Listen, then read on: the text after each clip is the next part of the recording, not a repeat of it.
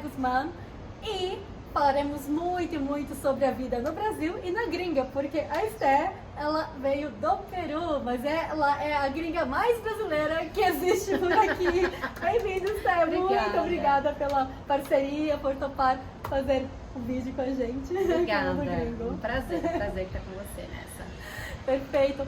Esté, conta pra gente um pouquinho como é que você veio parar por aqui, porque geralmente, né, quando a gente fala com as pessoas, faz as entrevistas no Mundo Gringo de forma geral, a gente pergunta sempre qual a sua expectativa, como é que você fez o seu projeto pro mundo afora. E no seu caso, a gente tem os dois lados, o mundo afora e o mundo adentro, né, brasileiro aqui também. Como é que você veio parar por aqui? Bom, não foi por vontade própria, foi pelos meus pais. Eles vieram pra cá quando eu tinha 1 ano de idade. Então, eu sempre brinco que eu fui importada.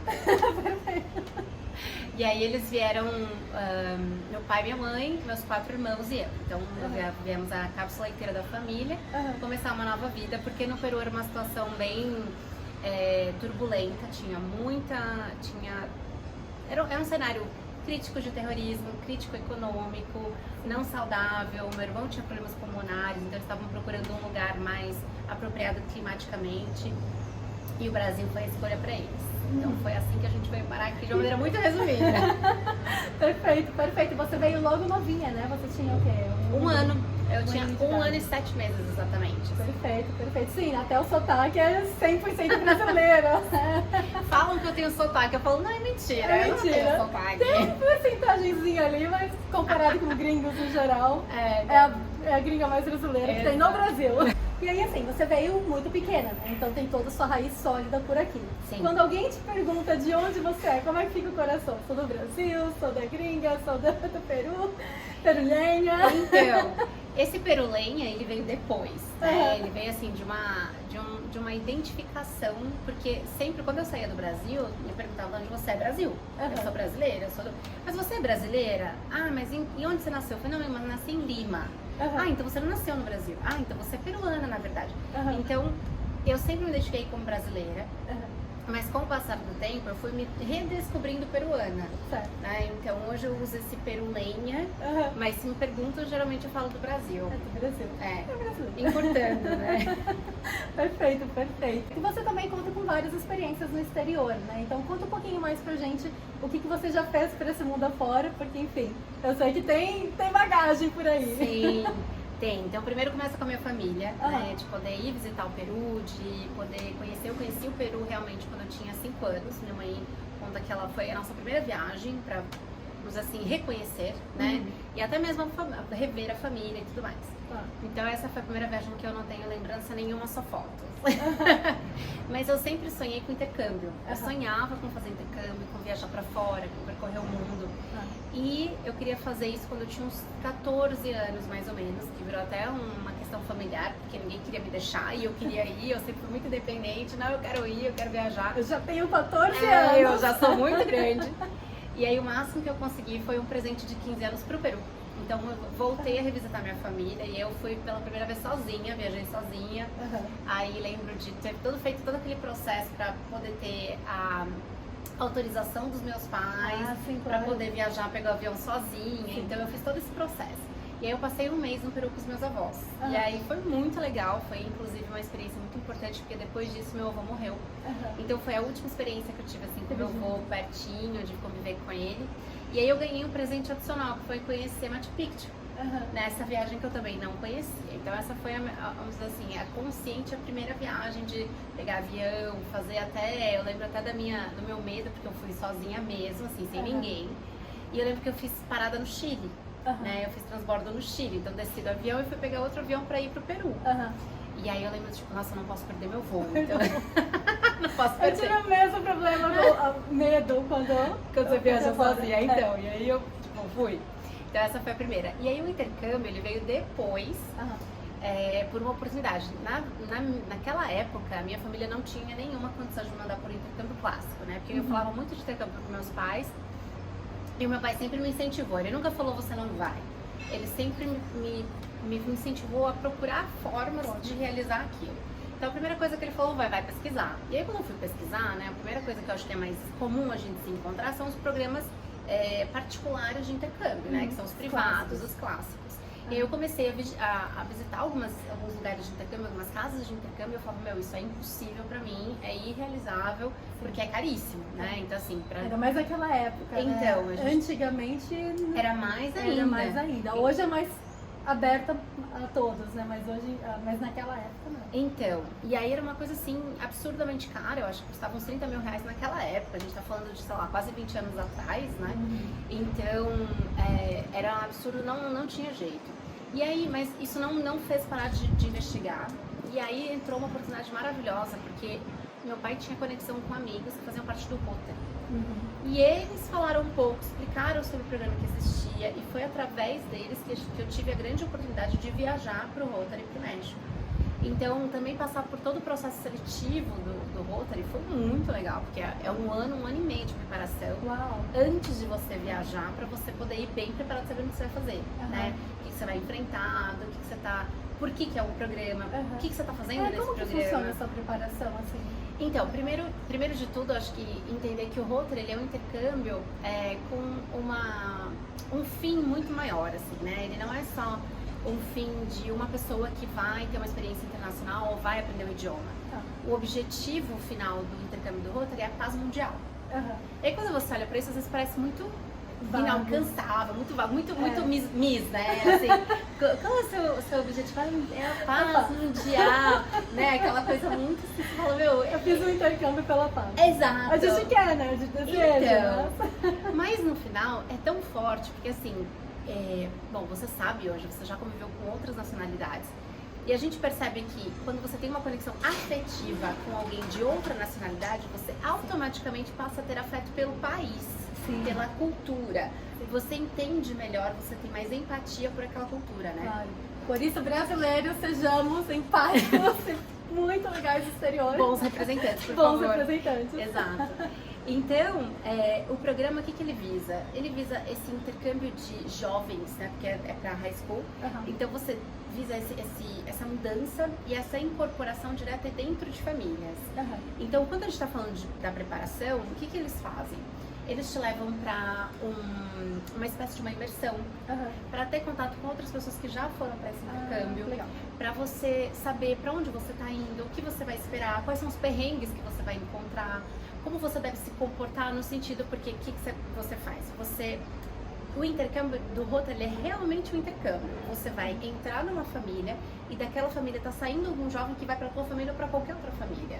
Então é de fato um intercâmbio de jovens pelo mundo. E aí você vem substituir esse filho. Então os pais são seus pais de intercâmbio, seus irmãos são irmãos de intercâmbio, seus primos, os amigos, todo mundo. Você realmente faz parte da família. Você é totalmente imerso nessa família e você tem que seguir as regras e as obrigações daquele filho. Porque você está entrando naquela cultura familiar. Então se os pais, por exemplo, no meu caso, eu tinha um pai que ele não entregava a chave da casa para os filhos. Então ele esperava você na sala, na porta. E pra mim isso era uma coisa assim, chocante, porque eu jamais tive isso na minha vida, sabe? Porque a minha mãe era tipo, me diz onde você vai, que horas você volta, com quem você vai e me dá o telefone. Então era um compromisso com a minha mãe. Ela dormia e falava, se tal hora você não chegar, eu te procuro, mas você tem que estar aqui tal hora. Então era muito diferente, porque eu chegava na família e tava meu pai dormindo no sofá me esperando. Aí eu falava, meu Deus. Ai, que vergonha. Que choque cultural. Mas fazia parte também isso. Então, você passa por toda uma preparação para viver esse cenário, e aí dependendo muito do país onde você vai. Então, você convive com pessoas que foram pro país onde você tá indo, para você entender a cultura, porque tem gente que vai pra Ásia, tem gente que vai para culturas muito contrastantes com a nossa, e aí é um choque cultural real, né? Pra gente já tem um leve choque, porque você é um adolescente saindo do seu núcleo familiar e tal. Saindo da sua zona de conforto logo cedo. Exato, saindo do bercinho, né? Porque você mal teve contato com a sociedade muito, mal teve muitas experiências, mas aí você vai pra um lugar completamente diferente. E assim, muito protegido, porque aí tem todas as camadas de proteção, tem quando você chega, né? E esse processo também eles te explicam, então preparação pra isso. Como é que funciona a hierarquia dentro do Rotary, quem vai te receber, quem é o responsável, se acontecer alguma coisa, quem você procura, o que você vai esperar, o que você não vai esperar. Então essa consciência também, porque existem perrengues, né? E assim, muitos. Muitos. E por mais que eles façam um processo de seleção de famílias, você não sabe como é essa família até realmente estar dentro. E você vai estar morando nessa família, então você entra na intimidade familiar. E aí pode ser uma família muito doida, ou pode ser uma família super 100%, né? Assim, muito combinando com a tua cultura e tal. Então é uma surpresa. E aí toda essa imersão, esse processo, assim, tem todo esse processo, mas antes disso tem um processo seletivo. E aí o processo seletivo, ele entra com conhecimentos gerais, provas de conhecimentos gerais, prova de inglês, entrevista psicológica, para ver se você tem um psicológico para aguentar essa mudança, né? Para estar naquela experiência. Que mais que eu lembro? Eu lembro muito disso, assim, das provas de conhecimento geral, das provas de inglês. E eu lembro, assim, na época eu estava em escola pública. E eu falava, meu, será que eu vou passar em alguma coisa dessa? Porque eu acho que eu não vou nem passar, não tenho nem possibilidade de passar. Eles já colocando ali uma barreira, Exato, né? assim, a barreira era minha, na verdade, Sim, né? Eu pessoalmente, assim, mas eu vou lá. E aí também tem todo o processo que eu lembrei agora, que é o processo de documentação mesmo, visto. Então você preencher toda a documentação, você mandar a tua ficha pra família de lá saber quem você é. Te aceitaram, não te tem aceitar. uma questão de aceitação. Exato, também, né, tem. Exatamente.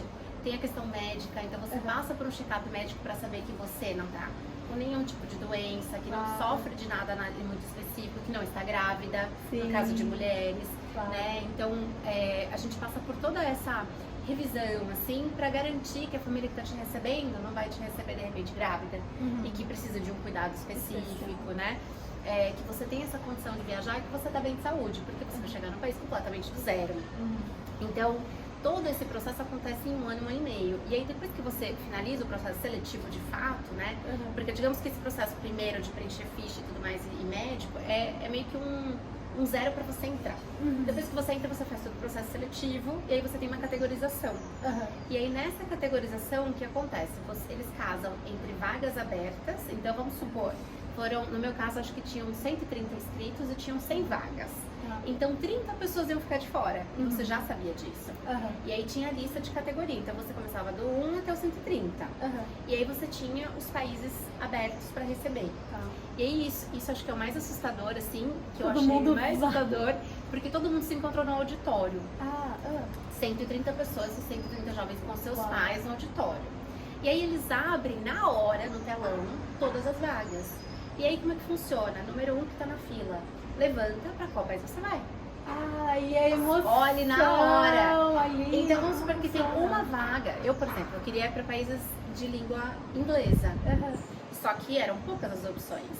E aí eu falei, bom, quando chegou na minha vez, eu era número 69. 69. Bom, pelo menos foi meio, eu nunca vou esquecer. Aí eu falei, bom, eu sei que para os países mais cobiçados eu não vou. Europa, Canadá, Estados Unidos geralmente também é muito cobiçado. Então eu falei, bom, eu sei que para esses países eu não vou. Mas, por exemplo, se você tá antes de mim e tem uma vaga para ir para, não sei, África do Sul. Eu tô querendo para África do Sul, eu sempre fico, tipo, se você já selecionar a África do Sul antes de mim, eu vou, não tem mais essa opção.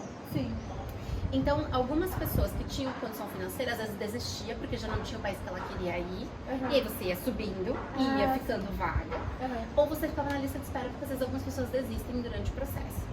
Então você vai levantando na hora e fala, pra onde você vai? E eles vão preenchendo ali na hora. Tal pessoa escolheu, sei lá, Estados Unidos, então Estados Unidos. E aí depois você é colocado naquele país, mas você não escolhe onde você vai. Então, por exemplo, eu fui pro México, mas eu fui pra Villahermosa. Quase ninguém no mundo sabe onde é Villahermosa. Tipo assim, é uma cidade muito pequenininha. Honestamente, eu fui pro México que eu não conheço. Então, porque não é um lugar, não é um ponto. E as pessoas não sabem onde é, mas tinha gente, por exemplo, eu fui pra Villahermosa, pergunta Villahermosa, não sei, mas tinha gente na cidade do México, tinha gente em Cancún, tinha gente em ilhas maravilhosas, afrodisíacas. Então assim, afrodisíacas é ótimo. Mas tinha gente em ilhas maravilhosas, Ilha de Mergulho, com aquele mar do Caribe e tal. E a gente tava ali. Então assim, onde você cai, você não escolhe. Você só cai naquele lugar. De paraquedas. Então você descobre onde você vai cair e pronto, e é isso. Você sabe o país, mas você não sabe exatamente pra onde estão os últimos minutos. Não sabe. Você só sabe a sua primeira família, você recebe o contato da sua primeira família família, pra conectar. Começa a ter contato com alguns intercambistas também que vão, que você consegue pegar o contato. Eu acho que hoje é até mais fácil, porque eu tô te falando da época que a gente falava pelo Messenger. Não existia nem as redes sociais de hoje. Esquece. Então, hoje, com certeza, tipo, você já deve conseguir muito mais, né, ter essa comunicação, essa informação com a família. E aí você vai para essa viagem. Então, assim, no final das contas, é um super processo para você chegar lá. E o objetivo de você, como intercambista, é ser embaixador ou embaixatriz do seu país. Sim. Então, você vai com o cargo de você chegar lá e falar sobre o seu país. Então, você vai fazer apresentações em escolas e universidades, em museus, em clubes do Rotary. Então você tem realmente tarefas ali. Você tem a tal tarefa. Então você tem que estudar. Então é uma obrigação você estudar e representar o seu país. Sim. E aí você muitas vezes, por exemplo, está em algum evento cultural que você vai apresentar o Brasil, fala sobre a cultura, fala sobre a economia, como é que funciona. Você termina sambando. Imagina você com 14 anos falando como é o Brasil. Não, aí eu já tinha 18. Já tinha 18. Aí eu já tinha 18, porque aí o meu processo, com 14 eu fui pro Peru, Verdade. E 18 eu fiz o intercâmbio. Certo. Então aí eu já tava, óbvio, um pouco mais desenvolvida ainda, muito nova, mas ainda já um pouco mais desenvolvida. Então, e aí te pediu, samba pra gente. E aí você assim, né? Eu vou sambar então, né? Que vergonha. Precisa. Aí você tenta sambar ali, né? Alguma coisa que sai, porque você não der. Na frente de todo mundo. Na frente de todo mundo. Desconhecido muito provavelmente. Total, e assim, às vezes a gente amarrava a bandeira aqui na cintura, tipo canga, sabe? E aí você vai de verde e amarelo, vai representando mesmo o seu país. Não. Então, aí a gente fazia culinária, cozinhava, fazia torta de frango, fazia coxinha, fazia, sabe assim, coisas. Brigadeiro. Brigadeiro é um doce que geralmente as pessoas gostam muito. E a gente fazia apresentar, isso aqui é brigadeiro, levava para as pessoas comerem. Então, esse era o nosso trabalho, era representar o nosso país. Então, todo mundo que vai para esse intercâmbio termina tendo essa função. E você chega a estudar a língua local também no local? Porque não. Você só vai mesmo para morar lá e representar o país. É esse o projeto. Você tá tão imerso que aprender o país não precisa ser uma matéria. Porque você vai para escola local. Escola local. Então, obviamente, você vai ter que aprender o idioma.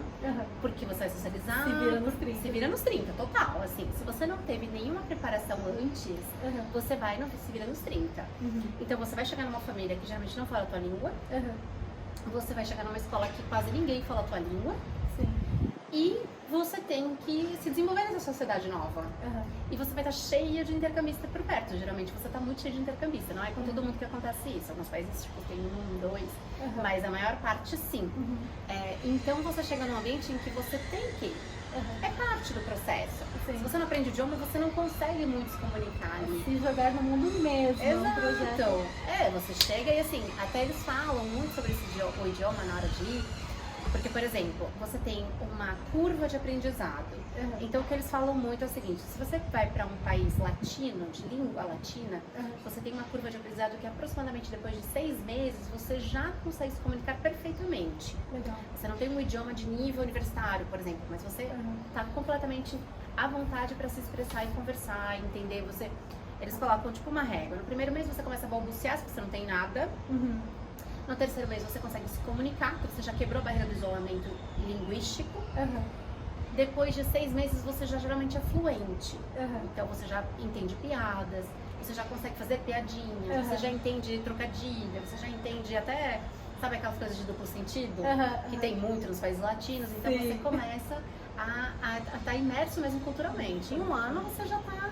Então você tem aquela curva, e isso foi uma das razões pela qual eu decidi não ir para a Ásia. Porque tinha muita opção de ir pra Ásia. Eu falava, cara, a Ásia é muito legal. Só que na Ásia o tempo é o dobro.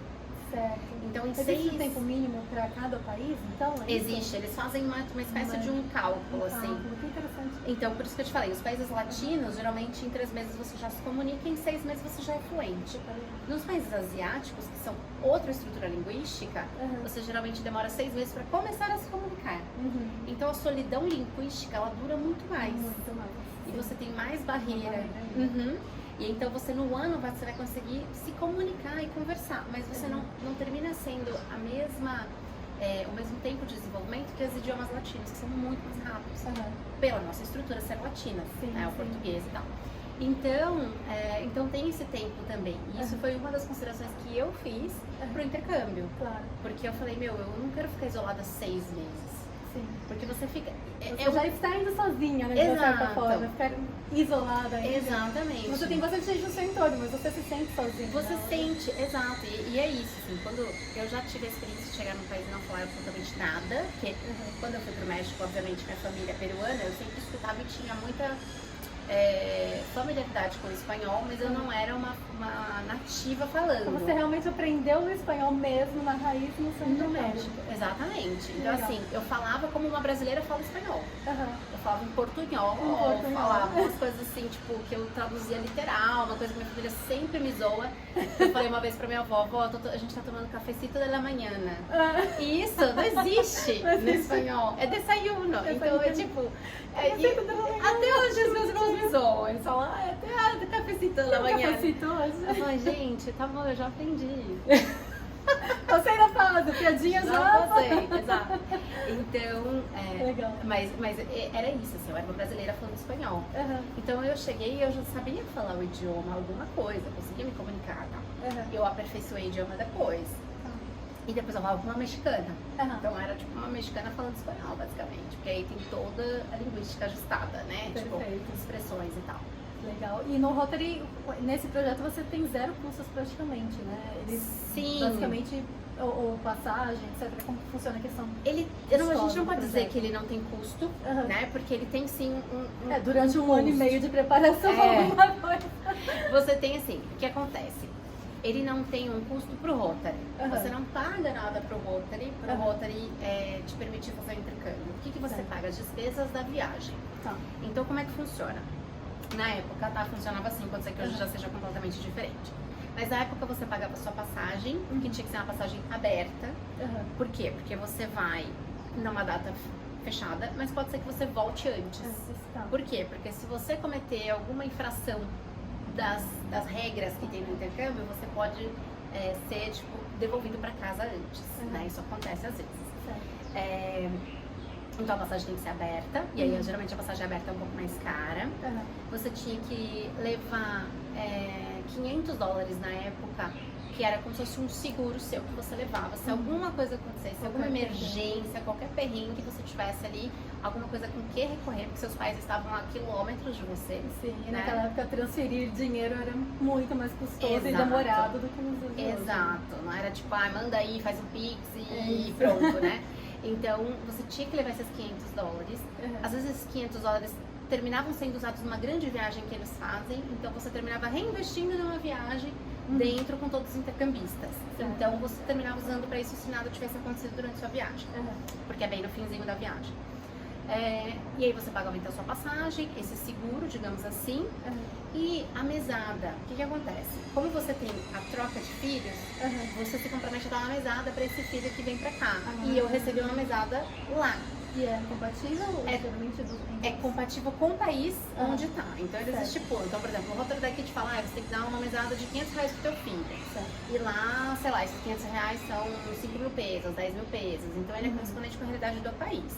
E aí você recebe essa mesada todo mês dos seus pais. E geralmente quem administra é o próprio Rotary, porque aí os pais pagam pro Rotary e o Rotary administrar e não correr o perigo de não estar recebendo e etc. Então você recebe todo mês ali o seu mesada. Então esses são os custos. E as despesas do filho. Então, como você está trocando um filho por outro, você repassa as despesas que você tinha com seu filho para esse filho de intercâmbio que veio para tua casa. Entendi. Então, no final das contas, a família ali tem um custo de uma certa forma, mas não necessariamente você pagando ali para estar naquela família.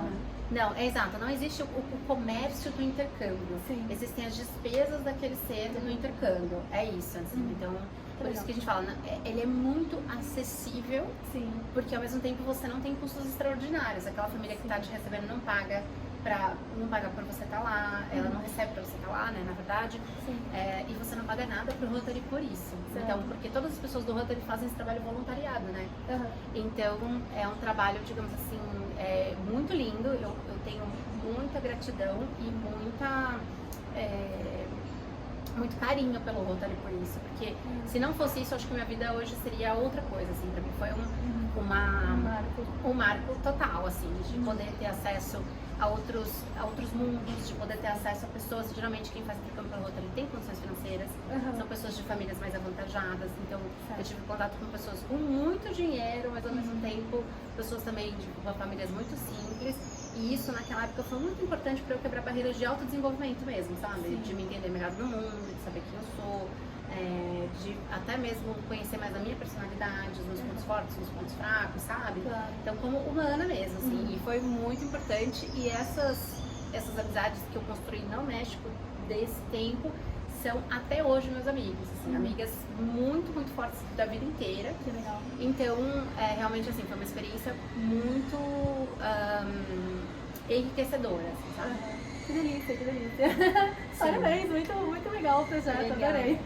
Adorei. E depois disso você ainda emendou num outro projeto mais pra frente, que eu acho que você ainda chegou aí pra Europa que tanto queria. Sim, eu cheguei pra Europa, mas antes eu voltei pra fazer faculdade no México. Tá, olha só, o amor pelo país realmente pegou ali. Eu queria muito ainda fazer um intercâmbio pra um país de língua inglesa, ainda queria muito.